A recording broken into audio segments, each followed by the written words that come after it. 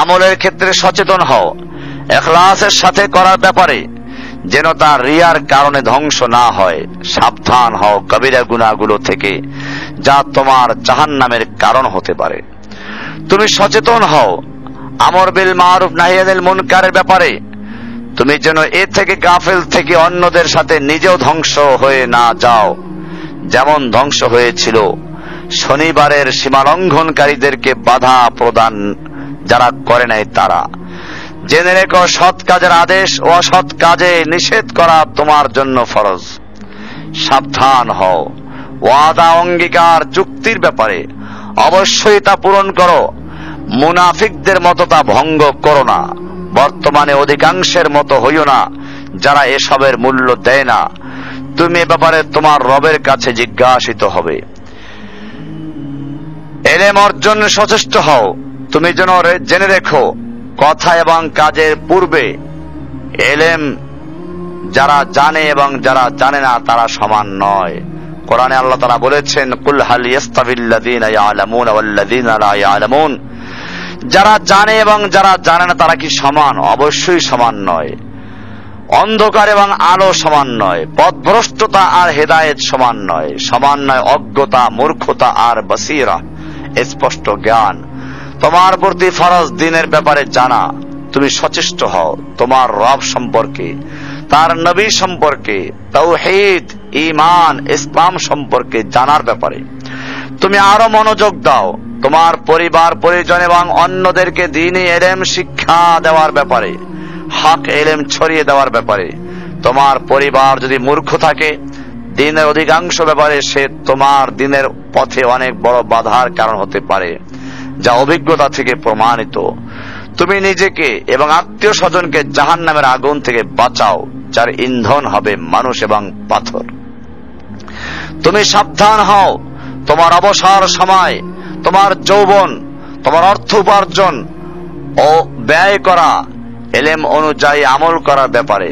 তুমি জেনে রেখো এসব বিষয়ে তুমি কিয়ামতে জিজ্ঞাসিত হবে, যার উত্তর দেওয়া ব্যতীত এক পাও নাড়াতে পারবে না। আবার জিজ্ঞেস করি, এগুলো তুমি আল্লাহর সন্তুষ্টির পথে কাজে লাগাচ্ছ তো? একটা সময় যখন তুমি দিন বুঝেছিলে তখন তোমার যে অগ্রগামিতা ছিল তা কি স্তিমিত হয়ে গেছে? তুমি কি গাফিলতি, অলসতা, অধিকাংশ সময় তোমার নিজেকে নিয়ে কিংবা এই দুনিয়া ও চাকরি ব্যবসা বা এই জাতীয় কিছুর পিছে ছুটছ? তুমি প্রত্যহ কিছু সময় কোরআন বুঝো এবং কোরআনকে চিন্তা গবেষণার কাজে ব্যয় করো, যা তোমার জন্য রহমত, হেদায়াত এবং অন্তরের রোগের ঔষধ হবে। ওহে ব্রাদার, কুপ্রবৃত্তির অনুসরণ থেকে সাবধান হও। তোমার মন যা চায় তা করো না, আল্লাহ যা চান তা করো। তোমার অবসর সময়কে যথাযথ কাজে লাগাও। রাসূলুল্লাহ সাল্লাল্লাহু আলাইহি ওয়াসাল্লাম বলেছেন, নিয়ামাতান মাগবুনুন ফীহিমা কাসীরুম মিনান নাস, আস-সিহহাতু ওয়াল ফারাগ।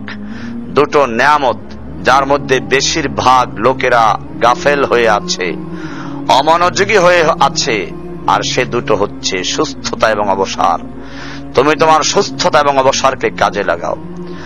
আল্লাহকে ভয় করো, আল্লাহকে ভয় করো, আল্লাহকে ভয় করো। ইত্তাকুল্লাহ, ইত্তাকুল্লাহ, ইত্তাকুল্লাহ। ওহে মুসলিম, তোমাকে আল্লাহর সামনে দাঁড়াতে হবে। তোমার হিসাব নেওয়ার জন্য আল্লাহই যথেষ্ট, যিনি সব জানেন। তুমি যা গোপন করো ও প্রকাশ করো।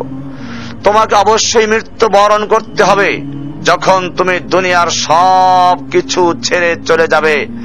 শুধু তুমি আখিরাতের জন্য যা সঞ্চয় করেছো তা নিয়ে সাবধান হও তোমার শেষ আমলের ব্যাপারে। তুমি জানো না কখন তোমার শেষ মুহূর্ত। তুমি কি প্রস্তুত মৃত্যুর জন্য? তুমি কি প্রস্তুত কবরের সওয়াল জবাবের জন্য? তুমি কি প্রস্তুত ভয়াবহ কিয়ামতের জন্য, হাসরের ময়দানের জন্য, হিসাব নিকাশের জন্য, আল্লাহকে জবাব দেওয়ার জন্য, মিজানের জন্য?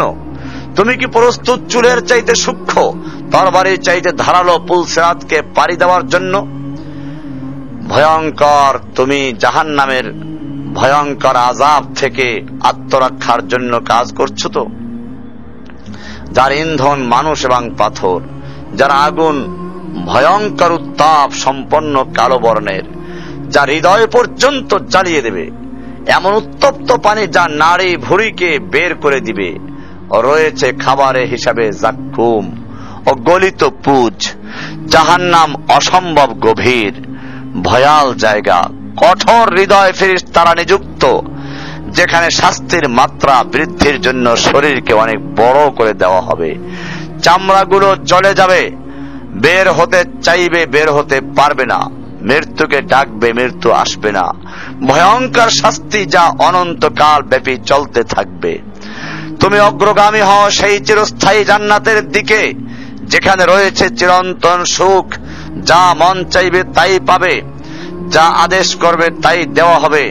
জেনে রেখো, দুনিয়ার চাওয়া পাওয়ার পূর্ণতার স্থান নয়, দুনিয়া চাওয়া পাওয়ার পূর্ণতার স্থান নয়, দুনিয়া চাওয়া পাওয়ার পূর্ণতার স্থান নয়। জান্নাতি হচ্ছে এমন জায়গা যা তোমার সব আকাঙ্ক্ষাকে পূর্ণ করে দেওয়া হবে।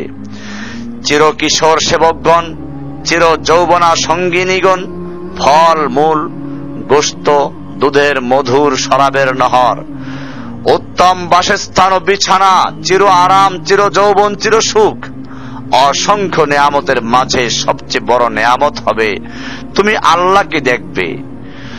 শুধু তোমাকে এটা বলাই যথেষ্ট মনে করছি, সবচেয়ে কম মর্যাদার যে জান্নাত লাভ করবে তা হবে দুনিয়ার 10টির সমান। সুতরাং হে মুসলিম, হে ভাই, আল্লাহ তোমার প্রতি রহম করুন। এই বার্তা তোমার কাছে পৌঁছার পর আশা করি তুমি তা তোমার পরিবর্তন এবং সংশোধনে যথেষ্ট হবে। গতানুগতিক চিঠি হিসাবে নিও না আমার এই পত্রকে, ফেলে দিও না। এটা ফেলে দেওয়ার নয়, আল্লাহর জন্য বলছি। এর দ্বারা নিজেদেরকে সংশোধনের চেষ্টা করো। আর তোমার অবস্থা যদি উত্তম হয় এর চেয়েও, যা উল্লেখ করলাম, আল্লাহর কাছে কামনা করি তোমাকে তিনি দৃঢ় রাখুন, মওত পর্যন্ত লেগে থাকো উত্তম ঈমান সহ। এটি আমার ওসিয়ত আমার ভাইদের প্রতি, যারা আমাকে ভালোবাসে আল্লাহর জন্য, যাদেরকে আমি আল্লাহর জন্য ভালোবাসি, যাদেরকে আমি আল্লাহওয়ালা হিসাবে গ্রহণ করেছি। আমি তাদের জন্য এই নসিহা দিচ্ছি। ভাইরা আমার, তোমরা এই নসিহাগুলোকে ভালো করে শোনো, বারবার শোনো, অনেকবার শোনো, এবং প্রত্যেকটা লাইনে লাইনে, অক্ষরে অক্ষরে মনোযোগ দিয়ে চিন্তা করো, এরপরে আমল করো। সে অনুযায়ী তোমরা হালাকা তৈরি করো, ভাইদেরকে দাওয়াত দাও। ইনশাআল্লাহ তোমরাই হবে এই যুগের আল গোরাবা। আল্লাহর রাসূল সাল্লাল্লাহু আলাইহি ওয়াসাল্লাম যাদের সঙ্গে সুসংবাদ দিয়েছেন, ফাতুবা লিল গোরাবা, গোরাবাদের জন্য সুসংবাদ। আল্লাহ সুবহানাহু ওয়া তাআলা আমাকে এবং আপনাদের সকলকে বিষয়গুলোকে বুঝার, আমল করার এবং দাওয়াত দেওয়ার তৌফিক দান করুন। আমিন। ওয়া সাল্লাল্লাহু তাআলা আলা নবিয়্যিনা মুহাম্মদ ওয়া আলা আলিহি ওয়া সাহবিহি আজমাইন। সুবহানাল্লাহি ওয়া বিহামদিহি, সুবহানাল্লাহিল আযীম। সুবহানাকাল্লাহুম্মা ওয়া বিহামদিকা আশহাদু আল লা ইলাহা ইল্লা আনতা আস্তাগফিরুকা ওয়া আতুবু ইলাইক। আসসালামু আলাইকুম ওয়া রাহমাতুল্লাহি ওয়া বারাকাতুহু।